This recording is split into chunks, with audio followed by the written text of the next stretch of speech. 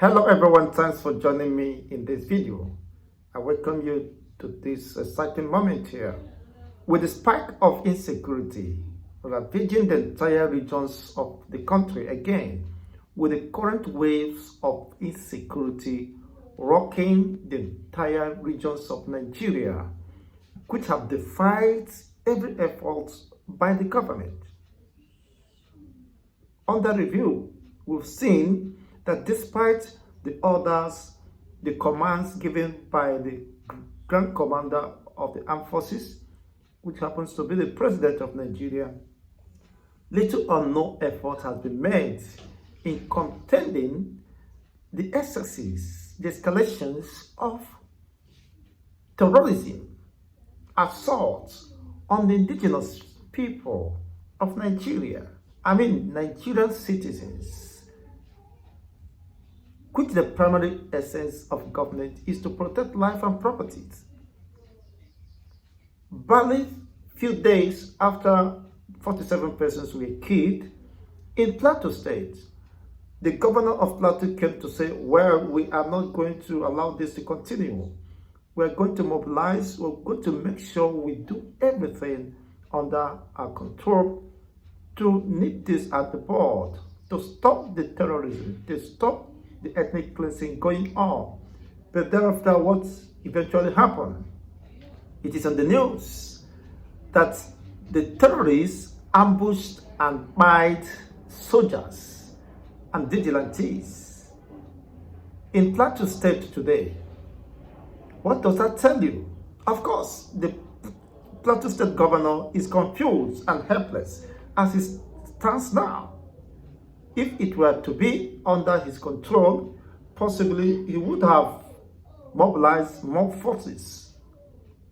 He would have commanded the air strikes against or air raid against these terrorists. According to the Zamfara governor, he said, we knew who they are. We know where they are. But unfortunately, we have no command of the military or the security operative to go after them. If I were in control of the military, eventually what will happen?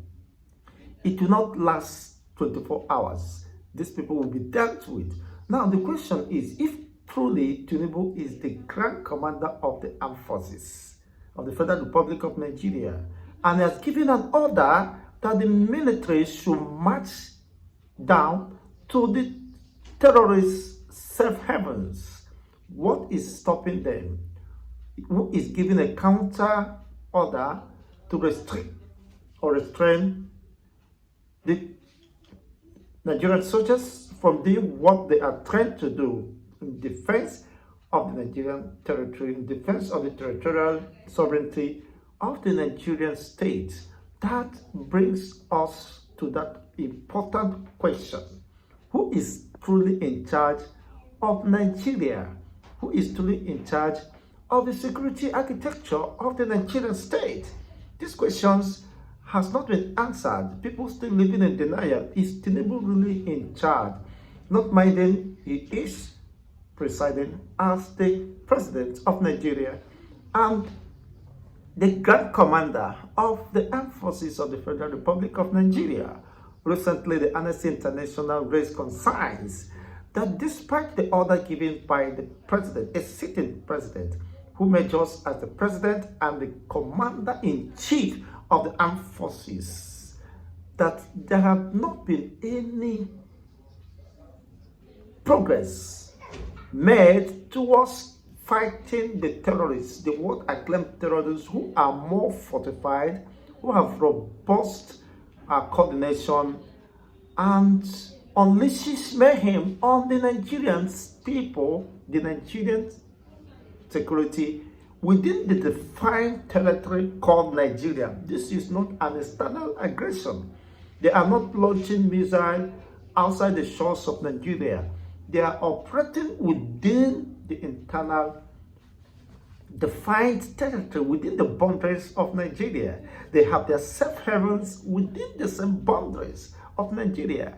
Just as the governor of Zamfara said, we know who they are, we know where they reside, where they come, which means their operational base is not hidden from the military or the defense headquarters. Now, it is been cited that they have within the neighborhood of Nasarawa, Kaduna, and Benue or thereabout. Now, what is stopping the military from unleashing assaults, knowing fully well that these people are constituting nuisance, killing the supposed citizens of Nigeria?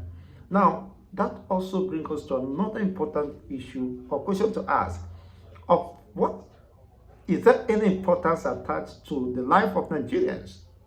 Does the government itself prioritize the safety, the defense, the security of her citizens? With what is going on, and for crying loud, these people that are being massacred on a daily basis, these are Nigerian citizens.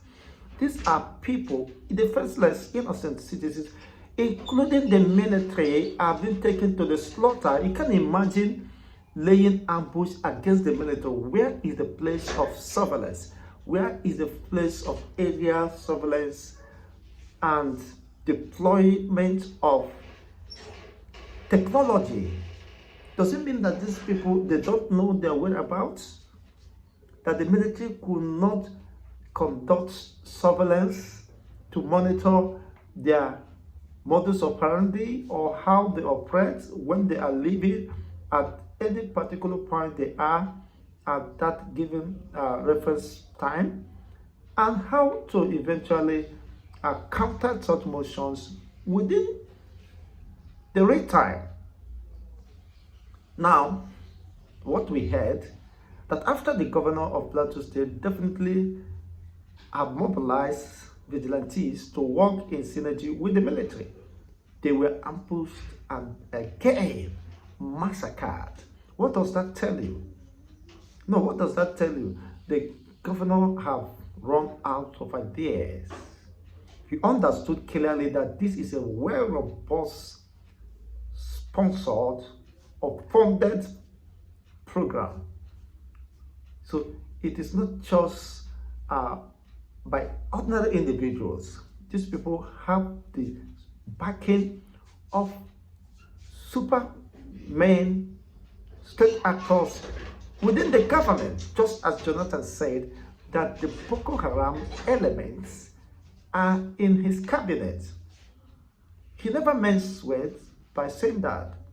He was not mistaken. He was very blunt, very straight to the point. He said, I have discovered from my findings, those who form my cabinet are naturally sponsoring the unrest that is going on. Some have said the attack on Boko Haram is an attack on the Almighty Allah.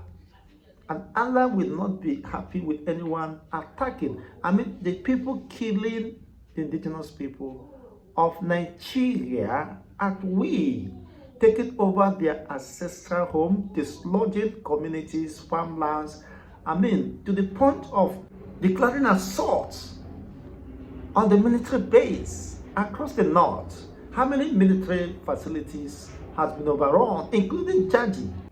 Yeah, Jaji was overrun during Buhari's time, and the ammunitions were carted away. Nigerian ammunitions stored was carted away. Now, the same thing applies to the attack, the ambush against the military and the vigilantes. Military facilities, rifles, ammunitions were carted away with the uniforms. What does that mean? These people will definitely make use of these materials, dress in the military camouflage, regardless. You would barely differentiate them, because they will put on the Nigerian army camouflage and begin to unleash mayhem on the people. You might mistake them to be the Nigerian military while they are enemies of the people, enemies of the nation. Now, this brings us to that reality that the Nigerian government have been living in denial. Mazi Nnamdi Kanu made these projections Imagine I'm going to make these predictions years after years. And sadly, it is happening before us today. It is the case. That is what we are witnessing today. It is no longer living in denial. He said it, and for this reason he was hated. For this reason he's been persecuted. He's been persecuted, not even prosecuted, because there is no basis for his continual subjugation. The Nigerian Appellate Court of Law has ruled the case after rigorous court litigations and examinations, investigations, and the rest of them. They came up with their verdicts that Mazi Nnamdi Kanu is not guilty, discharged and acquitted. It's been published before the paper, national dailies. Eventually, what happened? The declaration, the verdict that was given in his favor on the 13th of October 2023, setting aside all the allegations levied against him. Now, who is the terrorist? Is it the one who exposed the atrocities, the impending danger against Nigeria and the indigenous people, or the one who condoled it, who covered up, and today citizens of Nigerians are being killed and massacred? Who is the main terrorist? Who is the one sponsoring the terrorism? These are the questions. Mazi Nnamdi Kanu raised concerns more than decades ago that these are the plans being rolled out by certain vested interests: the Islamization, polarization, the exclusive dominance and conquest of the indigenous people of Nigeria has been a program, of course, sustained since the eras of Usman Danfodio, which even Ahmadu Bello also reiterated that, telling his people, don't forget the vision of our forefathers. Today, the reality is plain because of the disgruntled elements within the corridor of power who are power intoxicated. Today, they have moved deadly assailants to Nigeria because they seek to grab power by all means. Today, after getting the power, what else? They have brought so much destruction to their own people and to their own region and across different strata, different regions of this country. Nowhere could be considered safe today. Mazi Nnamdi Kanu, of course, is being justified. The same people, rather than fighting decisively to stop the Boko Haram activities, today they are gaining more grounds. They are conquering more grounds. Of course, the Boko Haram have said what we need is an Islamic state. We need an Islamic state of West African province to want a sovereign state of Islam. This can no longer be hidden. So the people refer to bandits, these are well-acclaimed terrorists whose vision and mission is well defined. They want to declare an Islamic sovereign state. The government is aware of this. The government knows about this. He knows their pressures. They know where they are. Why is it that it's becoming almost impossible for the government to confront them? You have the security apparatus at their disposal. You have the machineries. You have the equipment. You have the resources. Why is it that the military personnel are being overpowered, are being ambushed under the supervision of the defense headquarters? Because defense headquarters cannot tell me that they don't have adequate manpower to carry out area surveillance, to monitor the activities, to go to the camp where these people are training and recruiting the militias, deploying them to different parts of the country, regions of this country, to carry out the premeditated and programmed intentions, unleashing mayhem, sacking communities, reoccupying the same communities. You can see how helpless even the governors who claim to be the chief security of the states, they have been exposed, how vulnerable they are. Recall during the days of the former governor of Benue State, Samuel Ortom, you know what happened. He was chased to the point he has to run. A sitting governor was ambushed and eventually he fled for his life. He not only escaped sudden assaults, ambush against him. You can now appreciate how helpless the governors are. They can't command a flag. And who should be held responsible now? The ball lies on the court of the president. What is the president's orders not being carried out? The president has, of course, the chief security which he appointed. So why are they not living up to expectations by virtue of their office and allegiance to the Nigerian state to protect Nigeria against any foreign invaders? Why are they being mobilized every day down to the east, the eastern region that is considered one of the most peaceful regions in Nigeria today, but sadly has been turned to killing fields? The military there is being accused of masterminding some majority of the assault unrest in the region, while deserting the north where the volatile, there's so much escalations of this, where the militaries are being ambushed and killed. Why are they not going there to confront head-on? Because they are trained for war. They should fight and defend the territorial integrity of the Nigerian state. Why are the military being ambushed up till now? Don't they have surveillance? That is the question. Where is the place of intelligence? Intelligence gathering and the rest of them. And for crying out, these regions are not savannah regions. They don't have heavy forests, one could say, or possibly could shield these terrorists. These are desert regions. Why are they excelling? Why are they succeeding in ambushing the military and eventually massacring them? What does that tell you?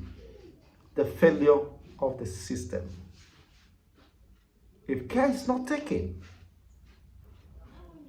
not far from now, possibly the terrorists might possibly overrun the entire northern hemisphere. What is left? That's high growth,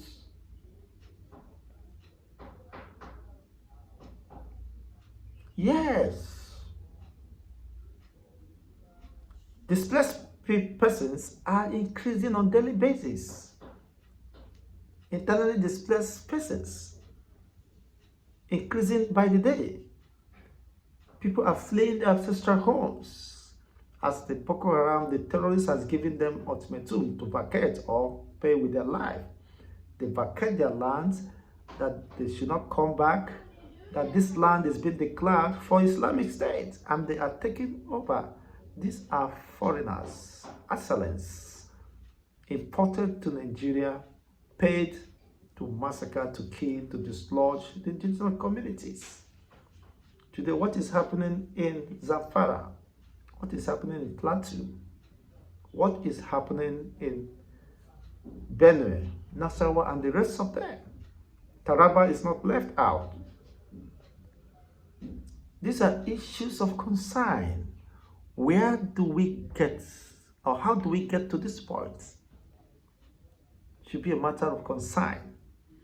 Well, that shouldn't be a surprise to anybody who has been following the trends of events in the last 2 decades within Nigerian states. But those who should live up to responsibility are politicizing issues. They knew who the true enemies of Nigerians are, but they failed to attack the innocent ones who says we are not going to continue to deceive ourselves. Nigeria isn't working, otherwise the military wouldn't have been ambushed. If Nigeria is working, the vigilantes and the military wouldn't have been ambushed and killed. Their rifles and uniforms scattered away. What does that tell you? A total defeat, gradual but consistent annihilation of the military, who happens to be the backbone of the country. When they continue to reduce those who should defend the territorial integrity of Nigeria, definitely they are expanding and winning more grounds. What does that tell you? There is something heavy coming. There is disaster. It doesn't matter how long we keep living in denial. Mazi Nnamdi Kanu have said it. Several personalities have revealed this. And why is the government of today still living in that denial of the realities? I want to know from you via the comment section. Let's get to discuss with this intriguing and very disturbing development, honestly, that the Nigerian military could easily be ambushed, bite, and their rifles and the rest of them being carted away to be used against for further assault on the Nigerian state, because an attack on the Nigerian military is a confrontation to the sovereignty of the Nigerian state, to the government of Nigerian state. But the government of Nigeria seems not to be telling us what is going on. Let's get to hear from you. Don't forget to like, share, and subscribe for more political discourse. Thanks for watching.